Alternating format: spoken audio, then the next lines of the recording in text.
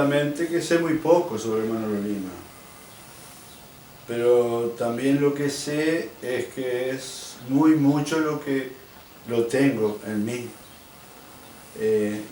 Sobre todo en estos últimos años, después que lo descubrí ya largo en el tiempo, ¿no? Veníamos de la década del 90 y algo, a poco tiempo diríamos de fallecer. Entonces cuando me empiezo a ver los documentos, el material de él y su vida, y sobre todo cuando habla de San Miguel, ahí paré las antenas enseguida, porque a mí ese nombre siempre me ha llamado la atención, y después también de descubrir su significado en este lugar, lo defiendo, lo quiero, y cuando encuentro una persona que lo siente, tal vez diríamos más que yo, o cómo lo ha vivido, lo sufrió, lo vivió, lo rescató, y para mí fue una senda espiritual que me marcó Manolo, porque como artista yo no puedo hablar porque no sé nada de pintura, solamente como un ser humano, pero veo que además de haber sido un gran artista, ha sido un gran ser humano, y eso es lo que he aprendido también en estos tiempos a valorar, que lo más lindo que le puede pasar a la humanidad es tener buenos seres humanos que trabajen para hacerlo, que a veces se lleva su tiempo, ¿no?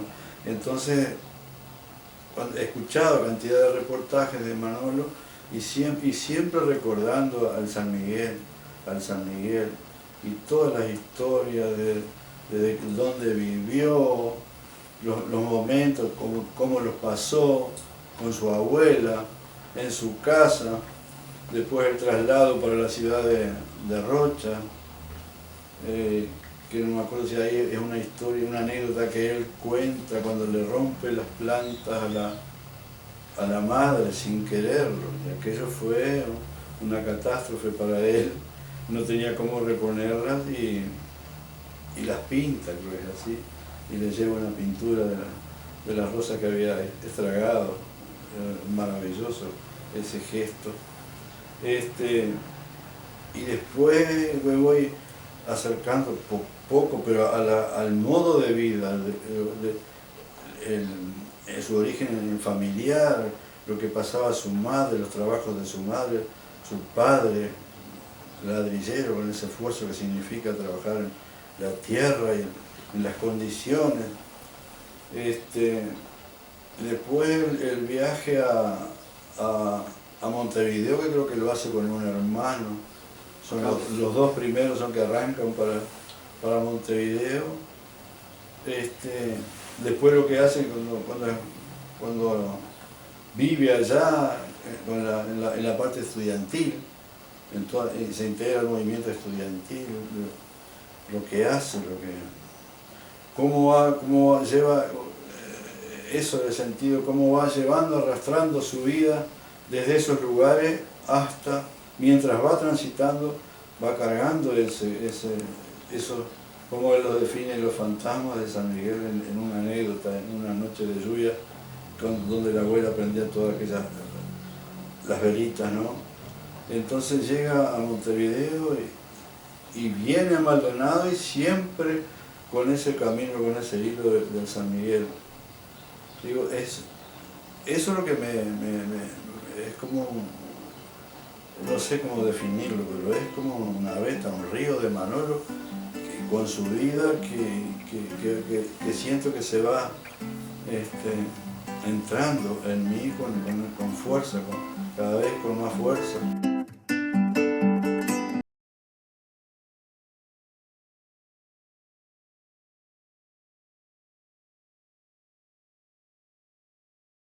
Entonces Manolo está,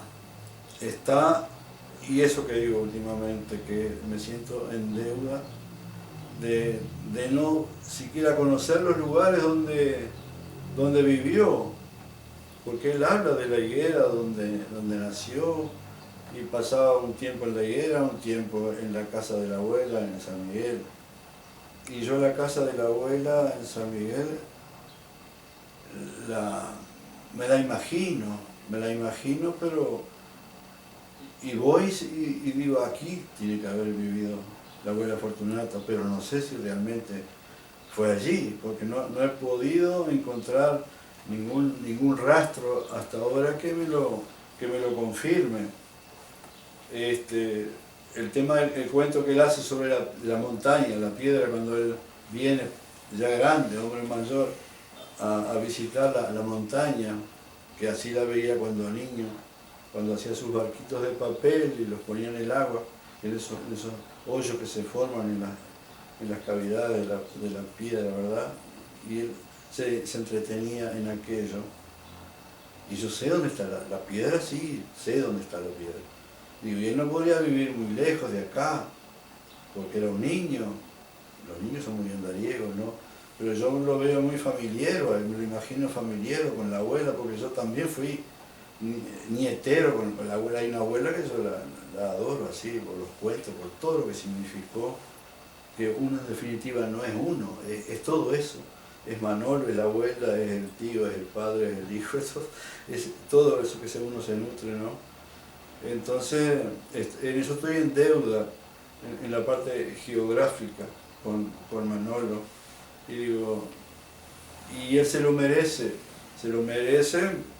que la gente, no solo yo, que lo rescate y lo entienda y lo quiera. Yo creo que el tema de San Miguel se despierta una mañana del año 93. Voy trepando el repecho del parador, es decir, voy saliendo del pueblo rumbo a Chuy, en un Fuca que tenía un carro de comida acá y venía a trabajar. Y miro para el costado, si habré pasado 500 millones de veces por el parador rumbo acá, como todo el mundo lo hace, ¿no? Pero esa mañana, no me preguntes el día que no lo sé, pero era el año 93, subiendo el repecho, miro al costado así, y voy pasando y pasando, digo, y esto en el silencio, en este olvido, nadie se acuerda, nadie dice nada de ti, y cuánto esfuerzo hay, cuántos viejos que pusieron piedras ahí, que anduvieron trepados allá en la torre, 17 metros de altura, cambiando aquella... tenía el monumento, no sé, el monumento, no me sale la palabra, sobre la diligencia de Belloni, es ¿cómo se llama? Para los vientos, que te da de dónde está el viento, la veleta, una veleta, que la cambió 2 veces porque se caía, el viento la rompía, y después dice, yo ahora ya estoy veterano y no hay quien suba, y ahora la torre no tiene veleta. Por ejemplo, una anécdota. Digo, nadie se acuerda del esfuerzo de estos viejos, de esta gente. Entonces esto no puede quedar así. Y ahí, en esa trepada del repecho, ahí nació, yo creo, el empuje para, digo, yo voy a hacer algo. No sabía ni por dónde empezar. Y arranqué, que te digo que no sé, parece que lo veo como fue con tanta fuerza, que tantas cosas a la vez. Digo, bueno, pero yo tengo que agarrar bases ¿por dónde? ¿Cómo hago? ¿Cómo empiezo? ¿Cómo hago el relato? Y bueno, y la idea primero de contar la vida de eso, de los picapedreros, y después terminarlo, compartirlo con un libro, con poesía. Ya tenía poemas, hacía poemas. Y bueno, y ahí me empecé a acordar, a hacer la memoria, que es lo que yo me manejo con la memoria, con lo que veo, lo que leo, lo que escucho. Esas son mis fuentes de inspiración y de conocimiento, ¿no? Y ahí voy a empezar por el comienzo.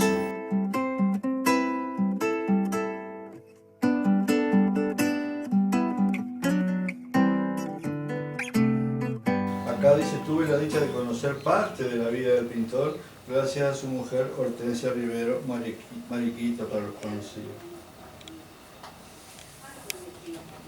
Recién ahí me ponía en contacto. El pasaje, acá está el pasaje. Los domingos en Chuince son algo muy especial.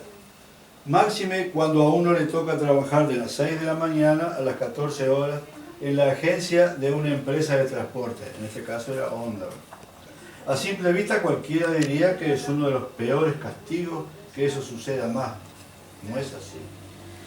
Cierto que el 90% de la población está durmiendo.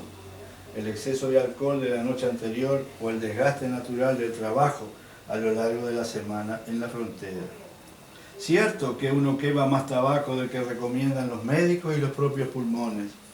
Cierto que uno constata al lado del aparato de radio que el zorzal criollo cada vez canta mejor, pero también constata que cada vez menos gente escucha su stream por la hora en que lo irradia.